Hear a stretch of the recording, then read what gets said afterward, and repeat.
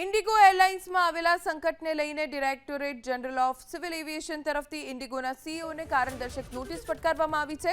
DGCA આ notice Indigo ફ્લાઇટ્સમાં થયેલા મોટા વિલંબ, રદ અને અન્ય વિક્ષેપો અંગે જારી કરી છે, જેના કારણે દેશભરના એરપોર્ટ પર હજારો મુસાફરો અટવાયા અને એરલાઇન્સને એક જ દિવસમાં લગભગ 1000 ફ્લાઇટ્સ રદ કરવાની ફરજ પડી. નિયમનકારે સમગ્ર કટોકટી માટે સીઈઓને જવાબદાર ગણાવ્યા છે અને તેમને 24 કલાકની અંદર નોટિસનો જવાબ આપવા આદેશ કર્યો. ડીજીસીએએ સ્પષ્ટ કર્યું છે કે જો નિર્ધારિત સમયમાં સંતોષકારક જવાબ નહીં મળે તો એરલાઇન સામે કડક કાર્યવાહી કરવામાં આવશે. ડીજીસીએના નિર્દેશ મુજબ ઇન્ડિગોએ પાયલટ્સ માટે સુધારેલી ફ્લાઇટ ડ્યુટી સમયમર્યાદા લાગુ કરવા માટે પર્યાપ્ત વ્યવસ્થા કરવામાં નિષ્ફળ ગઈ.